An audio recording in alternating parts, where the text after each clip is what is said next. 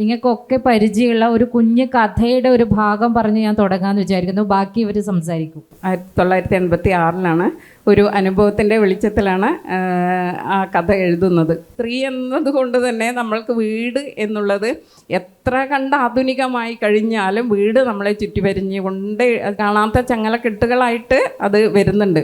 ആരും ബോധപൂർവം ഒരു കഥ എഴുതിക്കളയാം, ഒരു നോവൽ എഴുതിക്കളയാം, അല്ലെങ്കിൽ ഒരു കവിത എഴുതിക്കളയാം എന്ന് വിചാരിച്ചിട്ട് എഴുതുന്നവരുണ്ടാവില്ല. പ്രിയപ്പെട്ടവരെ, വളരെ സന്തോഷത്തോടെയാണ് ഒരു സെഷനിലേക്ക് നമ്മൾ കടക്കുന്നത്.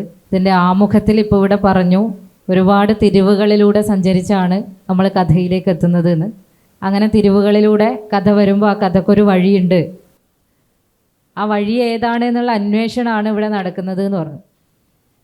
പൊതുവേ കഥ കേൾക്കാൻ ഏറ്റവും കൂടുതൽ ഇഷ്ടം കുട്ടികൾക്കായിരിക്കും. നമ്മളൊക്കെ ഒരു കഥ കേൾക്കുമ്പോൾ കുട്ടികളായി മാറുന്ന ഒരു സാഹചര്യമുണ്ട്. അത് എങ്ങനെയുള്ള കഥയായാലും ഏറ്റവും കൂടുതൽ ഇഷ്ടത്തോടെ, ഏറ്റവും കൂടുതൽ സന്തോഷത്തോടെ, ഏറ്റവും കൂടുതൽ താല്പര്യത്തോടെയാണ് നമ്മൾ കേൾക്കുന്നത്. അപ്പോൾ നിങ്ങൾക്കൊക്കെ പരിചയമുള്ള ഒരു കുഞ്ഞു കഥയുടെ ഒരു ഭാഗം പറഞ്ഞ് ഞാൻ തുടങ്ങാമെന്ന് വിചാരിക്കുന്നു. ബാക്കി ഇവർ സംസാരിക്കും. ആ കഥ വലിയൊരു കഥയല്ല, ഒരു തൊപ്പിക്കാരൻ അപ്പൂപ്പൻ്റെ കഥ നിങ്ങൾ കേട്ടിട്ടുണ്ട്. ആ കഥേൻ്റെ അവസാനം തൊപ്പിക്കാരൻ അപ്പൂപ്പൻ തൊപ്പി വെച്ച് മറന്നുപോയതും വളരെ കുഞ്ഞു കഥയാണ്. കുട്ടികൾക്ക് ഏറ്റവും ഇഷ്ടമുള്ളൊരു കഥയാണ്, നമുക്കും അതെ. അപ്പോൾ കഥേൻ്റെ അവസാനം തൊപ്പിക്കാരൻ്റെ അപ്പൂപ്പൻ വീട്ടിലേക്ക് വന്ന് കുറേ ദിവസങ്ങൾ കഴിഞ്ഞ് അപ്പൂപ്പൻ്റെ മകൻ ഇതുപോലെ തൊപ്പി വിൽക്കാൻ പോയി. അങ്ങനെ തൊപ്പി വിൽക്കാൻ പോയ സമയത്ത് ഇതുപോലെ പുഴക്കരയിൽ തൊപ്പിക്കൊട്ട വെക്കുകയും പുഴയിലിറങ്ങി വെള്ളം കുടിക്കുകയും ആ വെള്ളം കുടിച്ചുകൊണ്ടിരിക്കുമ്പോൾ മരത്തിലുള്ള കുരങ്ങന്മാർ ഈ തൊപ്പികൾ മുഴുവൻ എടുത്തു കൊണ്ടുപോവുകയും അത് കഴിഞ്ഞ് ഈ അപ്പൂപ്പൻ ചെയ്തതുപോലെ തൻ്റെ തലയിലുള്ള തൊപ്പി മരത്തിലേക്ക് വലിച്ചെറിയുകയും തിരിച്ചിങ്ങോട്ട് കുരങ്ങന്മാർ ഒരു തൊപ്പിയും എറിയാതിരിക്കുകയും ചെയ്തൊരു സാഹചര്യമുണ്ടായി. ഇപ്പോൾ തൊപ്പിക്കാരൻ്റെ അപ്പൂപ്പൻ്റെ മകനൊന്ന് ആലോചിച്ചു, എന്തായിരിക്കും കാരണം? നമുക്കറിയോ എന്തായിരിക്കും കാരണമെന്ന്? നമുക്കറിയാം. അച്ഛൻ എന്ത് പറഞ്ഞു തന്നിട്ടുണ്ട് ഈ മോനോട്? ഇങ്ങനെ വന്നാൽ നിൻ്റെ തലയിലുള്ള തൊപ്പി അങ്ങോട്ട് എറിഞ്ഞു കൊടുത്താൽ തിരിച്ചവരിങ്ങോട്ട് എറിഞ്ഞു തരും. അപ്പോൾ ഈ മകൻ അറിഞ്ഞിട്ടില്ല, മരത്തിൻ്റെ മുകളിലുള്ള കുരങ്ങന്മാരാരാണ്? മുന്നേ ഉള്ള കുരങ്ങന്മാരുടെ മക്കളായിരുന്നു. അപ്പോൾ അവർക്കും അറിയാം എന്ത്, ഒരാൾ വരും തൊപ്പി എറിഞ്ഞു തരും, ഇത് തിരിച്ച് എറിഞ്ഞു കൊടുക്കാൻ പാടില്ല. അപ്പോൾ ഈ കഥ വന്ന വഴി 4ാം ക്ലാസ്സിലെ ഒരു കുട്ടിയിൽ നിന്നാണ്. നമ്മൾ സ്കൂളിലെ ക്ലാസ് മുറിയിൽ നമ്മളൊരു വിഷയം കൊടുക്കുമ്പോൾ അല്ലെങ്കിൽ ഒരു കഥ പറഞ്ഞു കൊടുക്കുമ്പോൾ ആ കഥയുടെ ബാക്കി എഴുതാൻ നമ്മുടെ കുട്ടികളോട് പറഞ്ഞപ്പോൾ നമ്മുടെ കുട്ടികളിലൂടെ കഥ വന്ന വഴിയാണ് ഞാൻ പറഞ്ഞത്. അപ്പോൾ എനിക്ക് തോന്നുന്നത് ഇവിടെ ഇരിക്കുന്ന ഇവർ ഓരോരുത്തരും ചെറുപ്പം മുതലേ മികച്ച രീതിയിൽ കഥ കേൾക്കുകയും കഥ ആസ്വദിക്കുകയും ഒക്കെ ചെയ്തിട്ടാണ് ഈ വഴിത്തിരിവിലൂടെയൊക്കെ കയറി ഇറങ്ങി വന്നിട്ടുണ്ടാവുക എന്നുള്ളതാണ്. തീർച്ചയായിട്ടും ഒരുപാട് കാര്യങ്ങൾ പറയാനുണ്ട്. നമുക്ക് അനുവദിച്ച സമയം 3:30.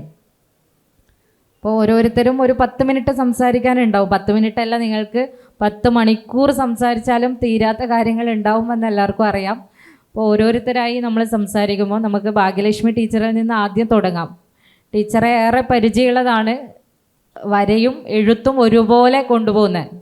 ഏറെ ആകാംക്ഷയോടെ, ഏറെ അത്ഭുതത്തോടെ ഞാൻ കേട്ടൊരു കാര്യം, ഇവിടെ ഇപ്പോൾ ടീച്ചർ വന്ന സമയത്ത് പിറകിലിരിക്കുന്ന ഒരാൾക്ക് ഷെയ്ക്ക് ഹാൻഡ് കൊടുത്തു. അപ്പോൾ ടീച്ചർ അവരോട് പറഞ്ഞത് വെൽവെറ്റ് പോലെയുള്ള കൈന്ന്. ഞാനോ നിങ്ങളോ അത് ആലോചിക്കൂല. നമ്മളെന്ത് പറയും, ഭയങ്കര സോഫ്റ്റ് ആണല്ലോ എന്ന് ചിലപ്പോൾ പറഞ്ഞേക്കാം. പക്ഷെ ടീച്ചർ പറഞ്ഞത് വെൽവെറ്റ് പോലെയുള്ള കൈ. അതൊരു എഴുത്തുകാരിയുടെ മനസ്സിൽ നിന്ന് അങ്ങനെ ചിന്തിക്കാൻ പറ്റുള്ളൂ. അപ്പോൾ എങ്ങനെയാണ് ടീച്ചർ ഈ കഥയുടെ വഴിയിലൂടെ കയറി ഇറങ്ങി വന്നത് എന്ന് നമുക്ക് കേൾക്കാം. ടീച്ചർ ആദ്യം സംസാരിക്കും. വേദിയിലും സദസ്സിലും ഇരിക്കുന്ന ഏറെ പ്രിയപ്പെട്ട കൂട്ടുകാരെ, സുഹൃത്തുക്കളെ, എല്ലാവർക്കും സ്വാഗതം. ഈ സെഷനിലേക്ക് സ്വാഗതം. വളരെയധികം സന്തോഷമുണ്ട് നിങ്ങളെല്ലാവരെയും ഇവിടെ കാണുന്നതിൽ. കഥ വന്ന വഴിയാണ്. സ്ത്രീ എന്നതുകൊണ്ട് തന്നെ കഥ വരാൻ കുറച്ച് വൈകിയിരുന്നു. കഥ വരാൻ വൈകിയതല്ല, കഥയിലേക്ക് ഞാൻ എന്ന എഴുത്തുകാരി എത്താൻ വൈകിപ്പോയി എന്നേ പറയാൻ പറ്റുകയുള്ളൂ. നേരത്തെ തന്നെ ഒരു 1986-80 ആ ഒരു കാലഘട്ടത്തിൽ തന്നെ കഥ വന്ന് ഹൃദയവാതിക്കൽ വെള്ളരിപ്രാവിനെ പോലെ മുട്ടിയിരുന്നു. പക്ഷേ അന്ന് ഒരിക്കൽ മാത്രം അത് തുടങ്ങി വെച്ചു. 1986 ഒരു അനുഭവത്തിൻ്റെ വെളിച്ചത്തിലാണ് ആ കഥ എഴുതുന്നത്. ഒരു സംസാരിക്കാൻ പറ്റാത്ത ഒരു സ്ത്രീ ഞങ്ങളുടെ വീട്ടിൽ ഒരു വെള്ളപ്പൊക്ക കാലത്ത് വീട്ടിൽ വരികയും അവർക്ക് തിരിച്ചു പോകാൻ വീടൊന്നും ഇല്ലാത്തത് കൊണ്ട് ഞങ്ങളുടെ കൂടെ തന്നെ താമസിക്കുകയും ചെയ്തു. അവരെ സംസാരിക്കാൻ കഴിയില്ലെങ്കിലും സ്വന്തമായിട്ട് അവരുടെ ഇച്ഛാശക്തി കൊണ്ട് ജീവിതം ആരെ ആശ്രയിക്കാതെ മുന്നോട്ട് പോയ ഒരു സ്ത്രീയായിരുന്നു. അവരെക്കുറിച്ചുള്ളൊരു അനുഭവ കഥയാണ് ആദ്യം എഴുതിയത്. 1986 നമ്മൾക്ക് എങ്ങനെ എഴുതണം, എന്തെഴുതണം, ആർക്ക് അയച്ചു കൊടുക്കണം, എങ്ങനെയാണ് ഇത് പ്രസിദ്ധീകരിച്ച് വരിക എന്നുള്ളതൊന്നും അറിയാത്ത ഒരു കാലമായിരുന്നു അത്. പിന്നെയെന്ന് പറഞ്ഞാൽ കുറേ കൂടി ഉൾവലിയുള്ള ഒരു സ്വഭാവവും ഒക്കെ ആയതുകൊണ്ട് ഒന്നും അറിയാതെ അത് അന്ന് മാതൃഭൂമിയിലേക്ക് അയച്ചു കൊടുത്തു. അന്ന് കുഞ്ഞുണ്ണി മാഷായിരുന്നു മാതൃഭൂമിയിലെ ബാലപംക്തി കൈകാര്യം ചെയ്തിരുന്നത്. ആ കഥ അതുപോലെ തന്നെ അച്ചടിച്ച് വന്നു. 40 രൂപ അതിന് പോസ്റ്റലായിട്ട് അതിന് പ്രതിഫലവും കിട്ടി. വളരെ സന്തോഷമായിരുന്നു. അന്നത്തെ ആ ഒരു തുക വലിയ തുകയായിരുന്നു. അത് തുകേൻ്റെ കാര്യമല്ല, ഒരു എഴുത്തുകാരി എഴുതുക, പ്രസിദ്ധീകരിച്ച് വരിക ഇന്നുള്ളത് പോലെയല്ലല്ലോ. ഇന്ന് നമ്മൾക്ക് എന്തും സോഷ്യൽ മീഡിയയിലൂടെ എന്തും നമുക്ക് എഴുതി പ്രസിദ്ധീകരിക്കുന്നത് പോലെ തന്നെ അനുഭവിക്കാൻ കഴിയുന്ന ഒരു കാലത്തിന് മുന്നുള്ള ഒരു കാലം. 86 എന്ന് പറഞ്ഞാൽ 86 ഒരു നിശബ്ദമായിട്ടുള്ള ഒരു കാലം. 70, 80 ആ ഒരു കാലഘട്ടത്തിലൊന്നും ഒരു ബ്ലാക്ക് ആൻഡ് വൈറ്റ് കാലമായിരുന്നു, അധികം വർണ്ണങ്ങളൊന്നും ഇല്ലാത്ത ഒരു കാലം. അതുകൊണ്ട് തന്നെ എനിക്ക് ഭയങ്കരമായിട്ടുള്ള സന്തോഷം തോന്നി. പക്ഷേ 86 കഴിഞ്ഞിട്ട് പിന്നെ 25 വർഷം കഴിഞ്ഞു എനിക്ക് വീണ്ടും എഴുതാൻ വേണ്ടിയിട്ട് പേന എടുക്കാൻ വേണ്ടി എന്നുള്ളതാണ് അതിൻ്റെ സ്ത്രീ എന്നുള്ളത് കൊണ്ട് ഒരു എഴുത്തുകാരിയാവാൻ വേണ്ട പ്രശ്നങ്ങൾ, തടസ്സങ്ങൾ, സാഹചര്യങ്ങൾ, കുടുംബം, സൊസൈറ്റി, ഭൗതിക സാഹചര്യം, ഇതെല്ലാം നമ്മൾക്ക് പ്രത്യേകിച്ച് ഒരു കുടുംബജീവിതത്തിലേക്ക് പോകുമ്പോഴത്തേക്ക് എല്ലാം ജോലിയും കുടുംബജീവിതവും അങ്ങനെയുള്ള കാര്യങ്ങളും ഉത്തരവാദിത്തങ്ങളും എല്ലാം കൂടി ആകുമ്പോഴത്തേക്ക് നമ്മളിങ്ങനെ പറയേണ്ടത് ഭയങ്കരമായിട്ട് സ്ട്രഗിൾ ചെയ്യേണ്ട ഒരു കാര്യം. അന്നേരം എഴുത്ത് എല്ലാം മറന്നു പോകും. അത്യാവശ്യമായിട്ട് കുറച്ചിങ്ങനെ വായിക്കാനുള്ളൊരു സൗകര്യം കിട്ടിയതുകൊണ്ട് വായിക്കുക എന്നുള്ളത്, അടുത്തുള്ള വീടുകളിലൊക്കെ പോയി പുസ്തകങ്ങൾ ശേഖരിച്ചു. അപ്പോൾ പ്രഭാരമാഷ് നേരെ എതിർവശത്തെ വീട്ടിൽ പ്രഭാരമാഷ് വീടായിരുന്നു. അപ്പോൾ മാഷുടെ സഹോദരിമാരൊക്കെ പ്രിയപ്പെട്ട സുഹൃത്തുക്കളായിരുന്നു. അപ്പോൾ ഞങ്ങളിങ്ങനെ പുസ്തകങ്ങൾ വായിക്കുകയും ചെറിയതായിട്ട് ഞങ്ങളുടേതായ രീതിയിൽ ചർച്ച ചെയ്യുകയൊക്കെ ചെയ്തിരുന്നു. പക്ഷേ ഇതൊക്കെ ആണെങ്കിലും ഈ 10-25 വർഷത്തോളം എഴുതാതിരിക്കുക എന്ന് പറഞ്ഞപ്പോൾ എഴുതാതിരിക്കുന്നത് മാത്രമേ ഉള്ളൂ. പക്ഷേ നമ്മുടെ മനസ്സിൽ നമ്മൾ പറഞ്ഞുകൊണ്ടേയിരിക്കുന്നുണ്ട്. ഏതൊരു സ്ത്രീയും ഏതൊരു വ്യക്തിയും നമ്മളെ എല്ലാ സമയവും നമ്മുടെ മനസ്സിൽ സംസാരിച്ചു കൊണ്ടേയിരിക്കുന്നുണ്ട്. ഈ സംസാരിക്കുന്ന കാര്യങ്ങൾ എഴുത്തിലേക്ക് വരിക എന്നുള്ളത് എളുപ്പമുള്ള ഒരു കാര്യമല്ല. എഴുത്തിലേക്ക് വരുമ്പോൾ തന്നെ ശ്രദ്ധിക്കേണ്ട ഒരുപാട് കാര്യങ്ങളുണ്ട്. നമ്മൾ സംസാരിക്കുന്നത് പോലെ എഴുതാൻ പറ്റില്ലല്ലോ. അപ്പോൾ ഇപ്പോൾ ഏറ്റവും ലേറ്റസ്റ്റായിട്ട് പ്രിമോ ലെവി എന്ന ഒരു ഇറ്റാലിയൻ എഴുത്തുകാരൻ എഴുതണോ വേണ്ടയോ എന്ന ഒരു ചോദ്യം ചോദിച്ചുകൊണ്ടുള്ള ഒരു ലേഖനം, സച്ചി തോമസിൻ്റെ ഒരു ലേഖനം വായിക്കുക ഉണ്ടായി. അപ്പോൾ എപ്പോഴാണ് എഴുതേണ്ടത്, എന്തിനാണ് എഴുതേണ്ടത്, എങ്ങനെയാണ് എഴുതേണ്ടതെന്നൊക്കെ അയാൾ വിവരിച്ചിട്ടുണ്ടായിരുന്നു. അതിൽ മനോഹരമായിട്ട് വിവരിച്ചിട്ടുണ്ടായിരുന്നു. നമ്മൾക്ക് അത് എഴുതുന്ന ആളുകളൊക്കെ അത് വായിക്കണമെന്ന് തോന്നിപ്പോയിരുന്നു ആ എഴുത്ത്. അപ്പോൾ അദ്ദേഹം ഇറ്റാലിയൻ എഴുത്തുകാരനാണ്, ലോകപ്രശസ്തനായിട്ടുള്ള ഇറ്റാലിയൻ എഴുത്തുകാരനാണ്. അദ്ദേഹം നാസി തടങ്കൽ പാളയത്തിൽ ജീവിതത്തിൻ്റെ ഒരു കുറേ ഭാഗം അവിടുത്തെ ഭയങ്കരമായിട്ടുള്ള തടങ്കൽ പാളയത്തിലെ ഓഷ്വിറ്റ്സ് ക്യാമ്പുകളിലെ കഠിനമായിട്ടുള്ള പ്രശ്നങ്ങളെ തരണം ചെയ്ത് വന്നിട്ട് അദ്ദേഹം പറയുകയാണ്, നമ്മൾക്ക് എഴുതണോ വേണ്ടയോ എന്ന് നമ്മൾക്ക് തീരുമാനിക്കാം.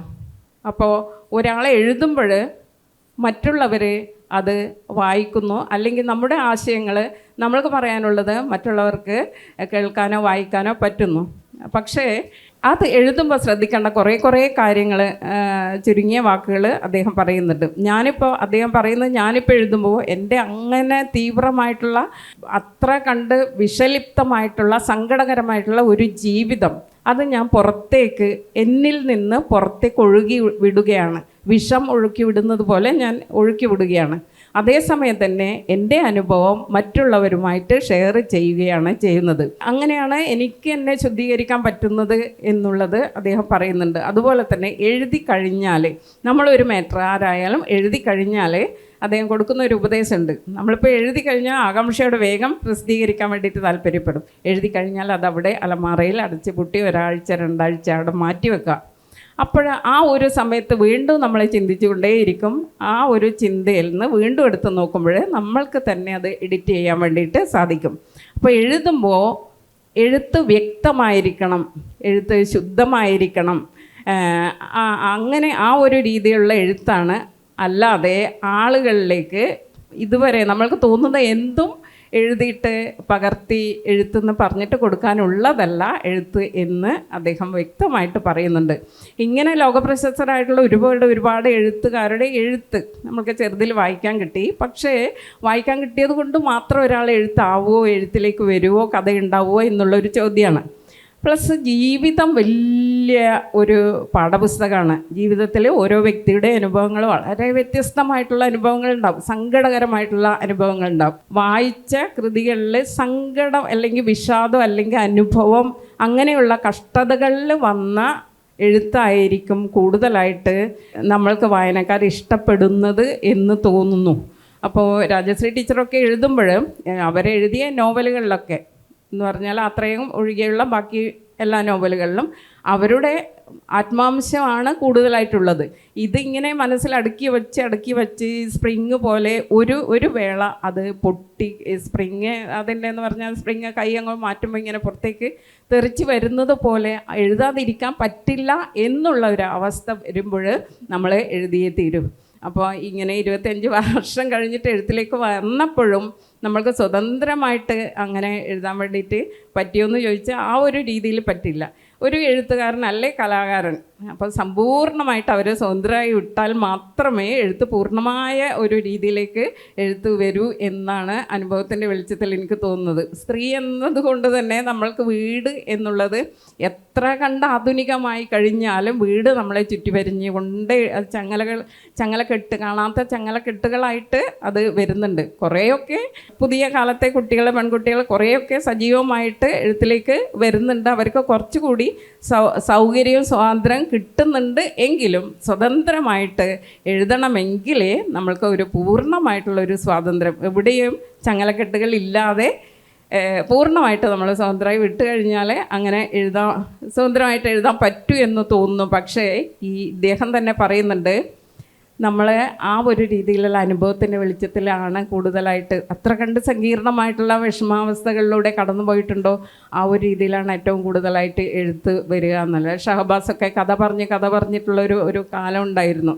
അപ്പോൾ അതൊക്കെ കഴിഞ്ഞിട്ട് ഈ എഴുത്തിലേക്ക് വരുമ്പോൾ എനിക്ക് ഇപ്പോഴും പൂർണ്ണമായിട്ട് എഴുത്തിലേക്ക് വരാൻ കഴിഞ്ഞോ എന്ന് വെച്ചാൽ അത്ര കണ്ട് കൂടുതലായിട്ട് എഴുത്തിലേക്ക് വരാൻ കഴിഞ്ഞിട്ടില്ല. അപ്പോൾ ആദ്യം പായൽ ബുക്സ്, അതുപോലെ തന്നെ കൈരളി ബുക്സ് ആയിരുന്നു ആദ്യം കുറേ പുസ്തകങ്ങൾ പബ്ലിഷ് ചെയ്തത്. പിന്നെ എഴുത്തിൻ്റെ വഴിയിലേക്കൂടെ പോകുമ്പോൾ തന്നെ അതിൻ്റെ ഇടയിൽ നിറങ്ങൾ വന്ന് കയറിയിട്ട് നിറങ്ങളിലേക്ക് പോയി എന്നുള്ളതാണ്.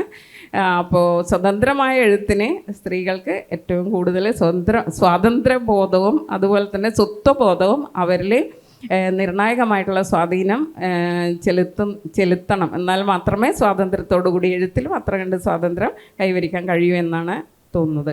ഇപ്പോൾ ടീച്ചറോട് പറഞ്ഞു 25 വർഷം ഒരു തടസ്സം ഉണ്ടായിരുന്നു എന്നുള്ളത്. ആ തടസ്സം ഉണ്ടെങ്കിലും പിന്നെ അത് നിറങ്ങളിലേക്ക് പോയി എന്നും പറഞ്ഞു അല്ലേ? അങ്ങനെ എഴുത്തും നിറവും ഒക്കെ ആയി ആ നിറം മങ്ങാതെ എനിക്ക് തോന്നുന്നു മറ്റന്നാൾ 16-ാം തീയതി ഒരു പുസ്തകം കൂടി പ്രകാശനം ചെയ്യാൻ വേണ്ടി ടീച്ചർ പോവുകയാണ്. തീപിടിച്ച വിരലുകൾ അല്ലേ ടീച്ചറെ? അടുത്ത ദിവസം ഒരു പുസ്തകത്തിൻ്റെ പ്രകാശനത്തിലേക്ക് കൂടി ടീച്ചർ കടക്കുകയാണ്. അതിനും നമ്മൾ എല്ലാ വിധത്തിലുള്ള ആശംസകളും ഈ അവസരത്തിൽ അറിയിക്കുകയാണ്. വളരെ സന്തോഷത്തോടെ തുടർന്നും എഴുത്തിൽ സജീവമാവട്ടെ എന്ന് നമ്മൾ പറയുന്നു. ഇപ്പോൾ നമ്മൾ ഈ കൂട്ടായ്മയിൽ ഈ പാനലിൽ ഇരുന്നു കൊണ്ട് മലക്കേ എന്ന് ഞാൻ വിളിച്ചാൽ തിരിച്ച് എൻ്റെ വിളി കേൾക്കുന്ന ഒരാൾ ഈ കൂട്ടത്തിലുണ്ട്. ആരായിരിക്കും? മലക്കേ എന്ന് ഞാൻ വിളിച്ചാൽ കേൾക്കുമെന്ന് അറിയില്ല, ബിലാൽ വിളിച്ചാൽ ചിലപ്പോൾ കേൾക്കും. അതാരാ? വന്ദനേച്ചി ഈ നമ്മുടെ പാനലിൽ ഇരിക്കുന്നുണ്ട്. എങ്ങനെയാണ് തക്ബുർണി എന്ന് പറയുന്ന ഒരു നോവലിലൂടെ വളരെ സന്തോഷകരമായ ഒരു വായനാനുഭവത്തെ നമ്മുടെ വായനക്കാരിലേക്ക് എത്തിക്കാൻ സാധിച്ചത്? അതിൻ്റെ 2ാം പതിപ്പ് ഇറങ്ങിക്കഴിഞ്ഞു. അപ്പോൾ എങ്ങനെയാണ് അതിലേക്ക് എത്തിയത്, എങ്ങനെയാണ് എഴുത്തിൻ്റെ വഴിയിലൂടെ വരുന്നത് എന്നൊക്കെയുള്ള കാര്യങ്ങൾ സംസാരിക്കുന്നതിന് വേണ്ടി വന്ദനേച്ചിയെ ക്ഷണിക്കുന്നു. ആരും ബോധപൂർവം ഒരു കഥ എഴുതിക്കളയാം, ഒരു നോവൽ എഴുതിക്കളയാം, അല്ലെങ്കിൽ ഒരു കവിത എഴുതിക്കളയാം എന്ന് വിചാരിച്ചിട്ട് എഴുതുന്നവരുണ്ടാവില്ല. നമ്മൾ എങ്ങനെയൊക്കെയോ അതിലേക്ക് എത്തിപ്പെടുന്നവരാണ്. കവിത എഴുതിക്കൊണ്ടിരുന്ന ഞാൻ എങ്ങനെയാണ് തക്ബുർണി എന്നുള്ള നോവലിലേക്ക് എത്തിയതെന്ന് ചോദിച്ചാൽ അത് വന്ന വഴി വ്യക്തമായിട്ട് പറയാൻ എനിക്ക് തന്നെ അറിയില്ല. ഞാൻ എങ്ങനെയോ കവിത എഴുതിക്കൊണ്ടിരിക്കുന്നതിനിടയിൽ ഒരു നോവലിലേക്ക് ഇങ്ങനെ എത്തുകയായിരുന്നു. ഒരിക്കലും ഒരു നോവൽ എഴുതണമെന്ന് ചിന്തിച്ചെഴുതിയ നോവലല്ല. എങ്ങനെയാണ് ഇതിൻ്റെ ഒരു സ്റ്റാർട്ടെന്ന് ചോദിച്ചാൽ ജാറം മൂടുക എന്നൊരു ചടങ്ങ്, ആ ഒരു ചടങ്ങിനെക്കുറിച്ച് എങ്ങനെയോ എൻ്റെ മനസ്സിലേക്ക് കടന്നു വന്നു. അപ്പം ഞാൻ പലരോടും ചോദിച്ചു, എന്താണ് ഈ ജാറം മൂടുക, അങ്ങനെ ഒരു ചടങ്ങുണ്ടോ, എങ്ങനെയാണ് എൻ്റെ ഉള്ളിലേക്ക് ആ ഒരു കാര്യം വന്നത്, ഞാൻ എങ്ങനെയാണ് അതിനെക്കുറിച്ച് ചിന്തിക്കാൻ തുടങ്ങിയതെന്ന് എനിക്ക് വ്യക്തത ഉണ്ടായിരുന്നില്ല. അപ്പോൾ സുഹൃത്തുക്കളിൽ മുസ്ലിമായ ഒരാൾ പറഞ്ഞു, മുസ്ലിങ്ങൾക്കിടയിൽ ഇന്നും സജീവമായുള്ള ഒരു ചടങ്ങാണ് ജാറം മൂടലെന്ന്. അപ്പോൾ അതിനെക്കുറിച്ച് ഞാൻ മുസ്ലിങ്ങളായ കുറച്ച് ആളുകളോട് എങ്ങനെയാണ് ഒരു ജാറമുണ്ടാവുന്നത്, ആ ചടങ്ങ് എങ്ങനെയാണെന്നൊക്കെ അന്വേഷിച്ചപ്പോൾ അവർ പല കാര്യങ്ങളും പറഞ്ഞു തന്നു. ഓരോ ആളിൻ്റെയും ഓരോ സ്ഥലത്ത് ജാറങ്ങൾ ഉണ്ടായതും അങ്ങനെയുള്ള കാര്യം മനസ്സിലിങ്ങനെ കിടക്കുന്നുണ്ടായിരുന്നു. പക്ഷെ അതെന്നാലും അതൊരു നോവലായി മാറും, നോവൽ എഴുതണം എന്നൊന്നും കരുതിയില്ല. ചെറിയ കുറിപ്പുകൾ ഉണ്ടാക്കി വെച്ചു. പിന്നെ മണിയൂർ എന്ന് പറഞ്ഞൊരു ദേശത്ത് ഈ ഒരു കാര്യം നടക്കുന്നതിനെക്കുറിച്ച് ഞാനിങ്ങനെ സങ്കല്പിച്ചു. പിന്നെ മണിയൂരിൽ അത് അങ്ങനെയല്ല, എനിക്കിഷ്ടമുള്ള പോലെയാണ് നടക്കുന്നത് എങ്കിൽ അതെങ്ങനെയായിരിക്കും, എങ്ങനെ ചിന്തിച്ച് ചെറിയ എഴുതി തുടങ്ങി. പിന്നെ അത് എന്താ പറയുക, അവിടെ എനിക്ക് തോന്നുന്നു ബിലാൽ എന്നൊരു കഥാപാത്രം എൻ്റെ മനസ്സിലെവിടെയോ ഉണ്ടായിരുന്നു. അത് ജീവിതത്തിൽ ഒരിക്കലും സഫലമാകാത്ത മനുഷ്യൻ്റെ ആഗ്രഹങ്ങളായിരിക്കും ഒരുപക്ഷെ അയാളെ എഴുത്തിലേക്ക് എത്തിക്കുന്നത്. ഒരിക്കലും എത്തിപ്പിടിക്കാൻ കഴിയാത്തൊരു പ്രണയം ഉള്ളിൽ കിടന്നാണ് ബിലാലിനെ സൃഷ്ടിച്ചത്. ആ ബിലാലിന് താമസിക്കാൻ മറ്റാരുടെയും ശല്യമില്ലാത്ത ഒരു സ്ഥലം, അത് മണിയൂർ ഞാൻ ഉണ്ടാക്കിയെടുക്കുകയായിരുന്നു. ശരിക്കും പറഞ്ഞാൽ നോവൽ എഴുതി പ്രസിദ്ധീകരിച്ച ആളുകൾ വായിക്കുക എന്നതിനേക്കാൾ ഉപരി മണിയൂർ എന്നൊരു ദേശം ഉണ്ടാക്കി അവിടെ ബിലാലുമായി ഇങ്ങനെ ദിവസങ്ങൾ ചെലവഴിക്കുക എന്ന രീതിയിലായിരുന്നു ആ എഴുത്ത് കാലഘട്ടം. നോവൽ പ്രസിദ്ധീകരിക്കപ്പെട്ടപ്പോൾ ശരിക്കും പറഞ്ഞാൽ മണിയൂരിൽ നിന്ന് ഞാൻ പുറത്താക്കപ്പെട്ട പോലെ എനിക്ക് തോന്നി. ആ ഒരു ലോകത്ത് ജീവിക്കാൻ രസമായിരുന്നു. കാരണം മണിയൂരിൻ്റെ രാജ്ഞി ഞാനായിരുന്നു. എല്ലാ കാര്യങ്ങളും അവിടെ നടക്കുന്നത് എൻ്റെ ഇഷ്ടപ്രകാരമായിരുന്നു. ആളുകൾ എങ്ങനെ പെരുമാറണം, ആളുകൾ തമ്മിൽ എങ്ങനെ സ്നേഹിക്കണം എന്നൊക്കെ തീരുമാനിക്കാൻ എനിക്ക് പറ്റുമായിരുന്നു. അങ്ങനെ ഒരു അപരലോകം, സാധാരണ യാഥാർത്ഥ്യത്തിൻ്റെ ഒരു ലോകം അസ്വസ്ഥപ്പെടുത്തിയപ്പോൾ ഒരു അപരലോകം സൃഷ്ടിച്ച് അതിൽ സുഖമായി ഞാൻ കഴിഞ്ഞ 2 വർഷമാണ് തക്ബുർണി. ഇതാണ് തക്ബുർണിയിലേക്കുള്ള വഴി. ഓരോ ആക്കും എഴുത്ത് ഓരോന്നാണ്. ഒരാളിൻ്റെ എഴുത്ത് ലോകമേ ആയിരിക്കില്ല മറ്റൊരാളിൻ്റെ. അത് മേതിൽ രാധാകൃഷ്ണൻ പറഞ്ഞതുപോലെ എന്താണെന്ന് വെച്ചാൽ ഫുട്ബോളും ഒരാൾ കളിക്കുന്നത് ഫുട്ബോൾ ആയിരിക്കും, ഒരാൾ കളിക്കുന്നത് ക്രിക്കറ്റ് ആയിരിക്കും. അപ്പോൾ ഇത് തമ്മിലുള്ളൊരു കമ്പാരിസണോ ഇത് തമ്മിലുള്ള മത്സരമോ ഒന്നും ഉൾക്കൊള്ളാൻ സാധിക്കില്ലെന്ന് മേതിൽ സാർ പറഞ്ഞിട്ടുണ്ട്. അപ്പം അതുപോലെ എൻ്റെ എഴുത്ത് വന്നത് ആ രീതിയിലാണ്. അങ്ങനെയാണ് ഞാൻ തക്ബുർണി എന്നുള്ള നോവലിലേക്ക് എത്തുന്നത്. മണിയൂരിൽ നിന്ന് പുറത്താക്കപ്പെട്ടു എന്ന് പറയുന്ന ഒരു തോന്നലും ചെറിയ പ്രയാസം ഉണ്ട് എന്ന് ഇപ്പോൾ പറഞ്ഞു അല്ലേ. എഴുത്തുകാരി പുറത്താക്കപ്പെട്ടു എന്ന് പറയുന്ന ഒരു തോന്നലുണ്ടായിരുന്നു. പക്ഷേ മണിയൂരിൽ നിന്ന് പുറത്താക്കപ്പെട്ടിട്ടുണ്ടെങ്കിലും ഒരുപാട് വായനക്കാരുടെ ഉള്ളിലേക്കാണ് നടന്ന് കയറിയത് എന്ന് പറയുന്ന വലിയ ആത്മാഭിമാനത്തോടെയാണ് തീർച്ചയായിട്ടും എഴുത്തിലേക്ക് വീണ്ടും സജീവമാവാനുള്ള ആശംസ നമ്മളെല്ലാവരും കൂടി ഈ അവസരത്തിൽ അറിയിക്കുന്നത്. പുതിയ എഴുത്തുകളിലേക്ക്, പുതിയ വഴികളിലേക്ക്, പുതിയ കാഴ്ചകളിലേക്ക് നമ്മളെ കൂട്ടിക്കൊണ്ടുപോകും എന്ന് തന്നെയാണ് നമ്മൾ വിശ്വസിക്കുന്നത്. വളരെ മനോഹരമായിട്ട് എങ്ങനെയാണോ ഒരു പ്രണയ സങ്കല്പത്തെ ഉൾപ്പെടെ അവതരിപ്പിക്കാൻ വ്യത്യസ്തമായ രീതിയിലേക്ക് പറ്റുക എന്നൊക്കെ ആ നോവൽ വായിക്കുമ്പോൾ നമുക്ക് മനസ്സിലാവും. അങ്ങനെ വളരെ മനോഹരമായ ഒരു എഴുത്ത് നമുക്ക് തന്നതിനുള്ള വലിയ സ്നേഹം ഈ ഒരു അവസരത്തിൽ അറിയിക്കുകയാണ്. ഞാൻ അധികവും വായിക്കുന്നത് ഒരു ഫോറിൻ ലാംഗ്വേജസ് ആണ്. ഇനി ഞാൻ വളരെ സ്നേഹപൂർവ്വം ഒരാളെ വിളിക്കുകയാണ്. ആ പേരിന്, ആ സ്നേഹപൂർവ്വം എന്ന വാക്കിനൊരു പ്രത്യേകതയുണ്ട്. കഥ വന്ന വഴിയെ പറ്റിയൊന്നും വ്യക്തമായിട്ട് പറയാൻ അറിയാത്ത ഒരാളാണ് ഞാൻ. എൻ്റെ ഓർമ്മയിൽ എൻ്റെ കഥ തുടങ്ങുന്നത് എനിക്കൊരു 3 വയസ്സൊക്കെ ഉള്ളപ്പോഴാണ്. ഒഴിവ് സമയങ്ങളിൽ വായിക്കാൻ വളരെ മടിയുണ്ടായിരുന്ന എനിക്ക് അച്ഛനും അമ്മൂമ്മയും പറഞ്ഞു തന്നിരുന്ന കഥകൾ പറഞ്ഞു തന്നാണ് സാഹിത്യവുമായി ഒരു ബന്ധമുണ്ടാകുന്നത്.